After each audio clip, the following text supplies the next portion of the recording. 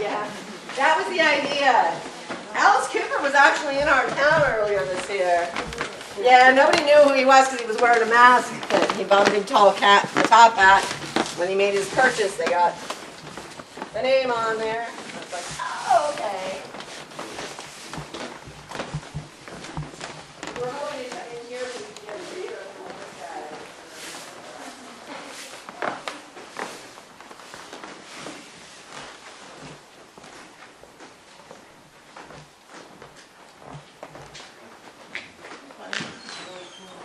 Isn't it? No, this was done in 1929.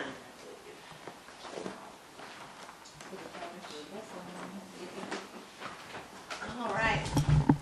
So this room is the gambling hall and theater. Gambling tables sat in the wings underneath the cribs on both sides of the room, all the way up to the front of the building. That partition wall there was not there. This door we just walked through, and the little room next to it, those weren't there either. It was open all the way up.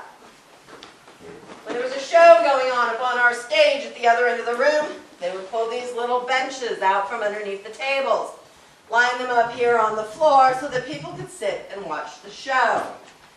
When you look up, you can see the Birdcage cribs where our ladies entertain the gentlemen. And these are little 4x8 cubicles. They were decorated with hand-painted wallpaper. A love seat up there would fold down to a small bed, the door would slide shut in the back, and the curtains would close in the front. I'll let you finish that story with your imaginations. The front of the cribs are decorated with woodcut prints that were smuggled out of Sweden in 1883. They've been adorning the bird cages ever since. The artist who created them said he had never seen a circus in his life. He got his inspiration for these from the Bible. Now, I'll admit it's been a long time since I've been to Sunday school, but I don't remember a horse firing a gun with its mouth in the Bible anywhere. I have a feeling this guy saw a circus or two. This lovely lady right up here, nobody knows who she was, but she stole the heart of many a cowboy in the 1880s with her beauty and innocence. Had a guest taking pictures one night. She took several pictures of this photo, but when in one of her pictures you could not see the horse and rider here in the corner. Instead there was a face of a cowboy there. His cowboy hat and bushy mustache were blocking out that horse and rider. Over in this corner we have one of our original gambling tables. This is the Faro table. A Faro was a card game in the 1880s that was more popular than poker. It was a fast-paced game, quite easy to learn, but it could be difficult to master.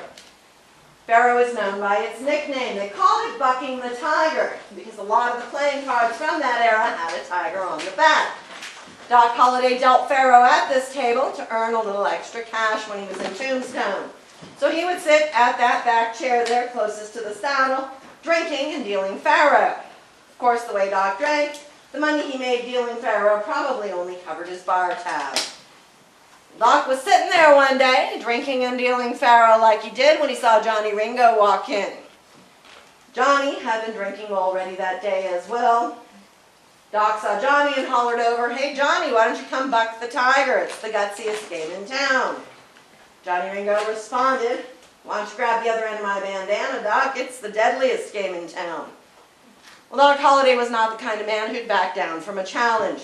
So he got up, the two men grabbed a hold of that bandana, and they circled each other right here on the floor. Problem was, they were so drunk when it came time to shoot at each other, the men couldn't get their guns up. They had a little projectile dysfunction. They shot into the floorboards instead of each other. Now their friends separated them. They went back to drinking and gambling as if nothing ever happened. I did tell you size matters in Tombstone, so if you're curious, Johnny's was bigger. He had a .45. Doc had the smaller caliber weapon. When you look up in the ceiling, you can see some more of those 140 bullet holes that we have here in our building. You can almost tell where the rows of benches would have sat because there are rows of bullet holes up there. But not every hole in the ceiling came from a bullet. We had aerial acts here at the Birdcage. Lizette, the flying nymph, was one of the first. She had a harness that she wore. It was attached to a wire that went into a pulley on our ceiling. Her assistant would pull on the other end of that wire, and that allowed her to soar above the audience in a costume that left little to the imagination. It was a very popular act at the Birdcage. The Human Fly Act, those showbills I showed you out front, those girls were gymnasts. They would do tricks and flips up on their trapeze. For the grand finale, they dismounted onto the ceiling, where they would walk above the audience like flies. Now they accomplished this with very strong magnets in their boots. A steel plate upon our ceiling allowed them to stick. The audience had no idea how they did it. Of course they didn't care. When the feet went north, those skirts went south. It was another very popular act here at the Birdcage. The ceiling and floors are not the only place we have bullet holes. There are a few right in the front of our stage. Those happened when Professor Andres performed here. Now, Professor Andres could catch a bullet in his teeth, or so he said. His assistant fired a gun at him with a blank in it, of course. The bullet that was already in the professor's mouth would suddenly appear between his teeth, so it looked like he caught it. He had the timing down really well. The audience loved the act. One drunken cowboy loved it so much he wanted to see it again. So he stood up, yelled, "Hey, Professor, catch this!" Luckily, the cowboy next to him grabbed his arm. Those bullets ended up in the stage instead of ending up in Professor Andres. Otherwise, we probably would have had another ghost at the Birdcage. The square grand piano sitting right there, that was part of a 5-piece band that played here every day between 1881 and 1889. So they would play music for the singers and dancers, mood music for the plays, and if there was no show going on, they would play the can-can for our ladies to entertain the gentlemen. Now this piano does still play from time to time. It's never a sonata, not even Twinkle, Twinkle, Little Star. It's just a note or two, but it's still nice to know they're trying to entertain us. When you look up in these first several cribs here, you're going to see some mannequins. We've got Johnny Ringo, Wyatt Earp, Ike Clanton, and his father, Old Man Clanton, up there. When those mannequins first went in, Wyatt and Ike were in the opposite cribs from where they are now. But that caused some problems. Our employees would come in here, they discover Wyatt's hat wasn't on his head anymore. He'd be sitting on this little blackjack table here, and somebody would have to run upstairs to put it back on Wyatt's head. Sometimes several days in a row. One morning, one of our employees came in, and not only was Wyatt's hat sitting on the table, Wyatt himself was completely turned around and facing the back wall. Those antics continued until a historian came in, told the owner, you know, Wyatt never would have been in that crib there. That was a crib that was favored by the Clantons. Out of respect for the Clanton family, they swapped the mannequins out, put Ike in his rightful place. Wyatt's hat has been staying on his head over there ever since. The craps table sitting here is another one of our original gambling tables. This one is not in its original spot, but it is handmade. One morning, one of our employees came in, and she couldn't get through that door we walked through a few minutes ago. She had to go around the building, come up the back staircase to get in here, and when she did, she discovered that the table that had been sitting here the night before was now over there blocking the door. It took several strong men to pick this table up and put it back. We believe the spirits were just trying to let us know that this table used to sit over there in the 1880s. We're as grateful as we are for them showing us where this table used to sit. We're even more grateful that they leave it here now. We don't have all those strong men around every day to pick it up and put it back. Any questions, folks? Didn't the Ghost Adventures have an experience right back here? You know, I've never watched that episode. One of them, I think it was up on, I think Ghost Adventures did up on the stage by the hearse. Ghost Hunters had I think it was Ghost Hunters, had something wrapped over the bell right behind you, ma'am. That bell over there, and the cord uncoiled itself, all by itself. Yeah, they said they saw an apparition of the Yeah. monster there. Yeah. So I know some of you have seen the movie Tombstone. If you watch it again, or if you go to YouTube and search for Tombstone movie theater scene, you're going to see the Birdcage. They didn't film it here, they filmed it in Mescal, but they recreated it there, and they did a good job. They even have these woodcut prints hanging in front of the cribs in the movie. But if you look right there, that is our original hand-painted stage with its hand-painted curtain. And that curtain is the one that's been hanging at the Birdcage since 18 1881. It's not the curtain you see in the movie, though. In the movie, they have the lovely Fatima, our belly dancer from out front, painted on the stage curtain. Now, she is a whole lot prettier than that wonderful climate sign we've got going on, so I can't blame them for making that little change. I've got to watch the movie again myself. I want to see if they've got all 6 of her toes. All right, so from here, folks, we're going to head down to the poker pit and wine cellar. In the 1880s, when our serving girls ran out of alcohol in their booze baskets, the last of them are over there on that table. Those wicker baskets held 12 bottles of alcohol. When the girls ran out of alcohol in those baskets, they would have to go through this tiny door, down the narrow staircase to get into the wine cellar, which is below my feet. This staircase does not meet modern building and safety codes, so we're not taking that staircase. What we're going to do is go up onto the stage, cross all the way over to the right, and go down a full-size set of stairs. We're not skipping the stage, though. We're just skipping it for now. We'll come back up to the stage after we do the wine cellar. If somebody wants to lead the way, it's going to be up the stairs, all the way to the right, and down into the poker pit.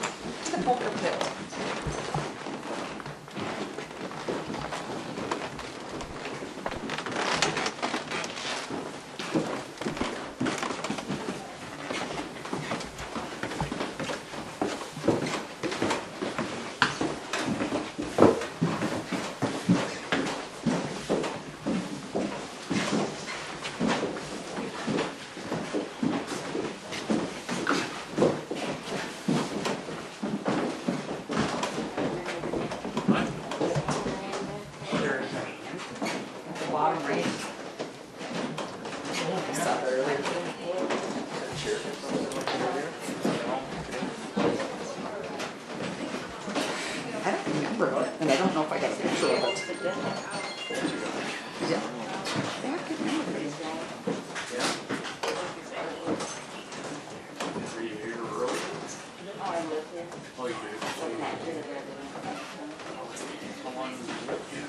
Just curious. I didn't know what else. You like it there? Yeah, it's good if I go there now. We have And then you're on the way, so every few minutes. Sounds. little baby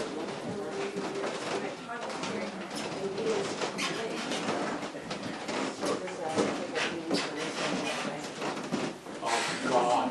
It's like he's ready to flatten.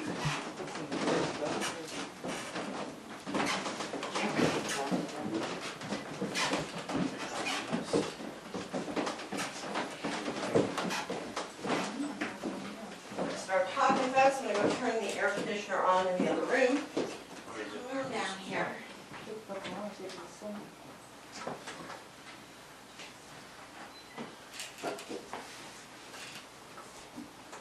All right.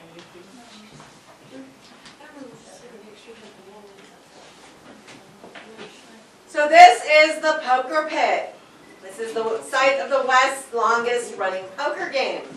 Game at this table lasted for 8 years, 5 months, 3 days around the clock. Not the same players, obviously. There was a waiting list to come in. It was $1,000 to have your name added to that list. When a player went bust or cashed in their chips, they would tip the chair up like that one to signal the runner to go find the next name on the waiting list. Now, in a town the size of Tombstone today, where Allen Street is 3 blocks long, it's not too hard to find somebody. In the 1880s, Allen Street out there was 16 blocks worth of bars. It could take a while. Now, the fact that this was a high-stakes game brought in all the high rollers. Adolphus Busch, the founder of Anheuser-Busch, George Hearst, father of William Randolph Hearst. Those two met here 4 times a year to play in this game against Bat Masterson and Diamond Jim Brady. $10 million is estimated to have exchanged hands over the years. The house got to keep 10% of it, $1,880. In today's money, that house cut would be worth closer to $30 million. The cards and chips on the table were set up to represent how it would have looked in the 1880s when the game was still going on. The modern money is from our guests, either wishing for a little luck or just wanting to give the spirits here some cash to keep the game going. There's the cigar on the table as well, and the spirits here do appreciate that. You can often smell cigar smoke in here, even though nobody smokes in the building. I was working in the gift shop about a month ago, and right in the center of the room, I could smell a cigar. Went outside to see who was smoking out there, and there was nobody outside smoking. Couldn't even smell the cigar out there. Smell it away. About 3 hours later, came back. Same cigar, right in the same spot. And again, there was nobody smoking outside. That far into the room there, that is our wine cellar. The bottles and barrels in the back are still leftovers from the 1880s. I had a guest taking pictures of there one day. She snapped 2 photos that looked just like what you see. But as she pulled her hand away, her cell phone took a 3rd picture all by itself. That 3rd picture captured a blue bottle sitting right next to a cowboy hat. Those of you down there can look though, there's no cowboy hat in the wine cellar. The 3rd door down, the one that doesn't have any cutouts in it, that was the bathroom in the 1880s. That bathtub is now sitting on our stage and the room is just used for storage. There's some old furniture in there. People like to see for themselves though, so they will look through that little peephole and take pictures. Sometimes after they've taken their photos, the device gets drained of battery. Other times, people take pictures with their voice coming out of there saying, "Go away," or "Leave me alone." I think whoever's in there is just trying to use the bathroom, thinks that we're being rude for peeping at him. These other 2 rooms here, the ones that do have the cutouts, those are the basement bordellos. Now these rooms look like little bedrooms. They were more expensive than the cribs upstairs, $40 as opposed to the $25 that the upstairs girls got. But these rooms featured a full-size bed, a pot-bellied stove, even a little wash basin. They also featured younger, prettier, or shall we just say more talented ladies. We get a lot of orbs and apparitions in these rooms. Sometimes people try to take photos, but their camera will not work. Feel free to try to take pictures or video, but hold on to your device. People drop them in there from time to time. If it hits the floor tonight, you're not going to get it back until tomorrow. I don't have the tools to take the doors off. For those of you keeping track of the 140 bullet holes we have in our building, you can look in this first room here over to the left wall, right next to the girly photo, and then a few feet down you'll see a couple of bullet holes in there. Now, this first room was occupied by Josephine Sarah Marcus for about a year after she came to Tombstone. She came here in 1881 to marry Sheriff John Behan. Started working at the Birdcage. He didn't approve. They split up. She met Wyatt Earp. The rest, as they say, is history. Josephine and Wyatt spent 47 years together as husband and wife, right up until his death in 1929. Well, Wyatt spent the last several years of his life in Hollywood. He was working as a movie consultant on Western films featuring Tom Mix and a young John Wayne. Josephine here lived until 1944, and her family says she never worked at the Birdcage. That license there says Sadie Jo, not Josephine Sarah Marcus. A lot of the working girls would use an alias to protect their family's reputation. Records show that Josephine and Sadie Jo were born on the same day in the same place, and they came to Tombstone at the same time. I think it is very likely that they are the same person and that her family is protecting her reputation now. I'll let you make up your own minds about that. This narrow doorway here led to our storage room in the 1880s. This is our document room here now. You folks are welcome to come on in. You might notice there are some things for sale in there as well. If you see something that catches your eye, feel free to grab it and hand it to me. I'll take it up front for you.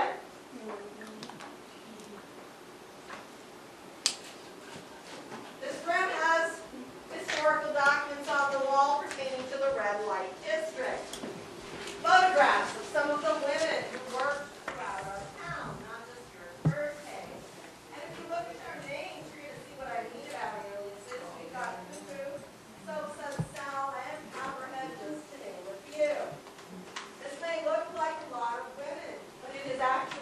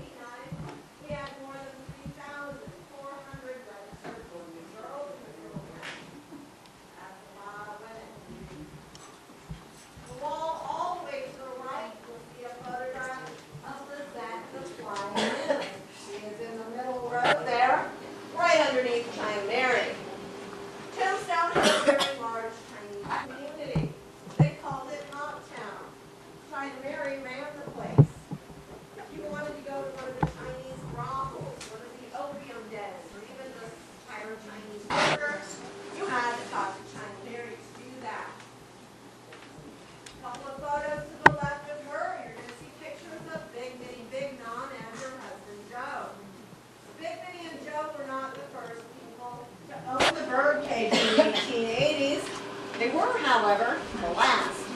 It was their decision to lock up with everything inside that has allowed us to be the historical attraction we are to this day. This back wall here has historical documents, or historical photographs rather, of Tombstone in the 1880s. You can see how large our town was. We had 18,500 people living here.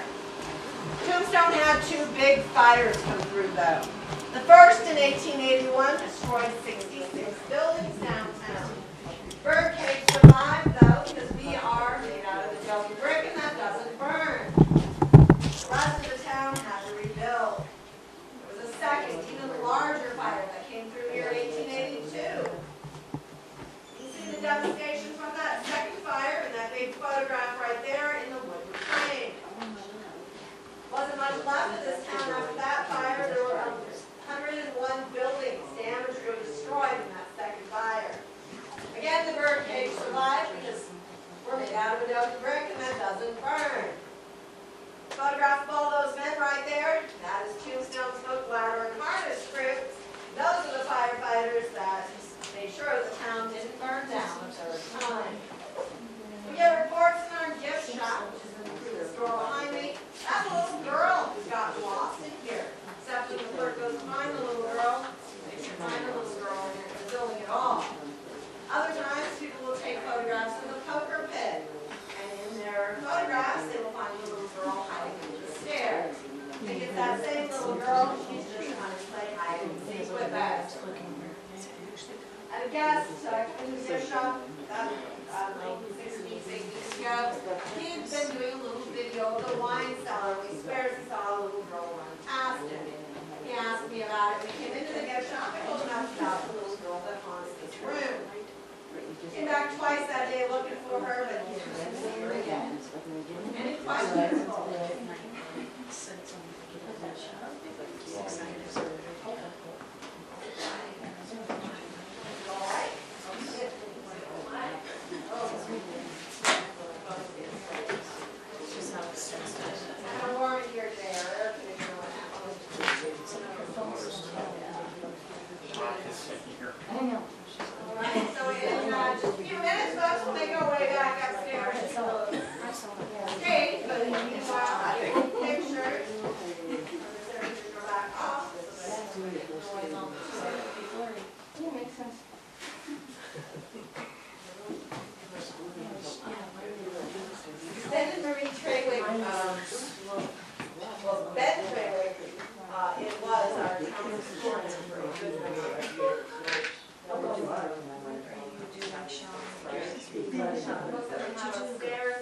Many of them were written by Ben Traylor.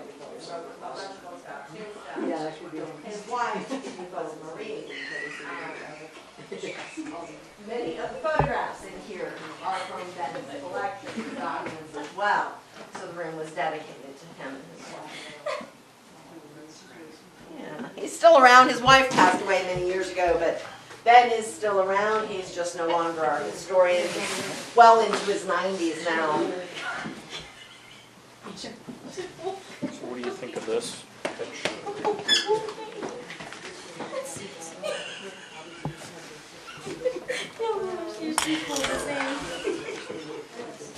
Especially if it's in a There's no light down there. There's the one light, not the other one. The other one's out. I don't have my glasses on, so my vision's kind of bad. My bifocal protocol, I have achievers now. Folks, whenever you're ready, go on up the stairs, back onto this stage. I can look at those pictures for you after the tour, though, and I have my glasses. They're out front.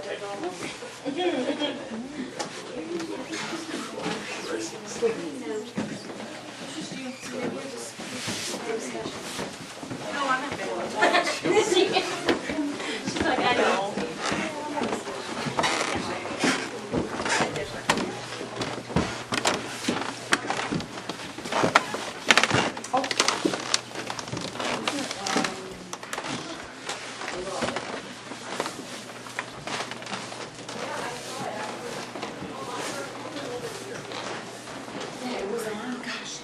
Wait to see about the handprints.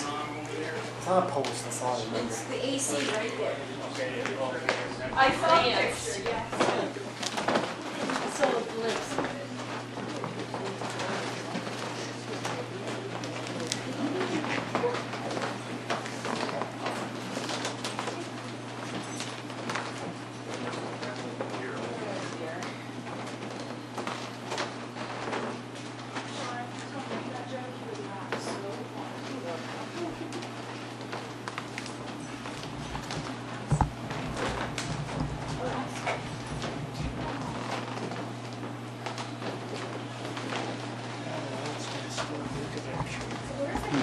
That little girl, he's like, That's true.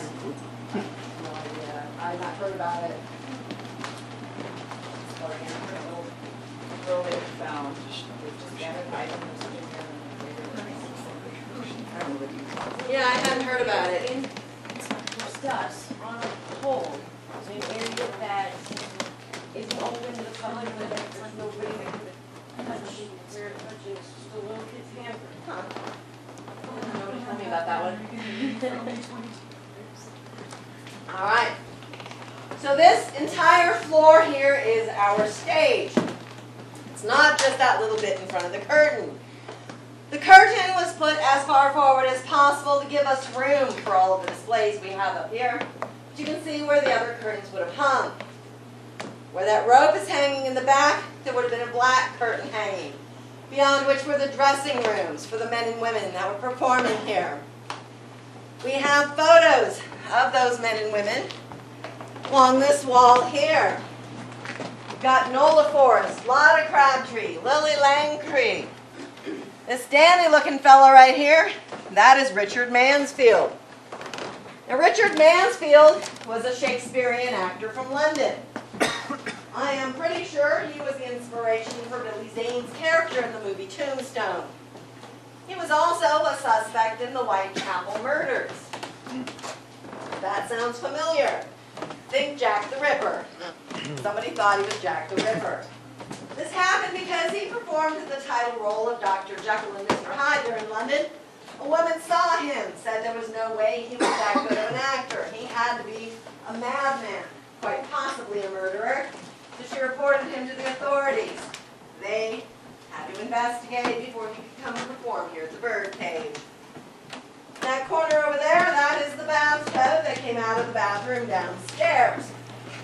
The Birdcage had hot and cold running water. One of the few establishments to have that luxury. A gentleman could purchase a bath for himself, and if he wanted to pay a little extra, he could have a lady give him that bath. Now there is no water hooked up to the tub anymore. There's no plug in the drain. But one morning, one of our employees came in and she found wet footprints leading away from the bathtub. There is a spirit that likes to hang out in the bathtub. He makes a noise, sounds like water dripping into the tub, so you'll hear this metallic drip sound. I call him Mr. Bathtub Man because I had a guest on my tour one night get very excited about that dripping noise. The guy kept yelling, "Mr. Bathtub Man, do it again, Mr. Bathtub Man." And he kept doing it again. Figured he must like the name. If you do hear a metallic drip sound coming from up here, just say thank you, Mr. Bathtub Man. He really does appreciate the recognition for the effort that it takes. Yeah. Or in front of the bathtub, we have a dentist chair. That came out of Dr. Morris's office. Now, Dr. Morris practiced dentistry here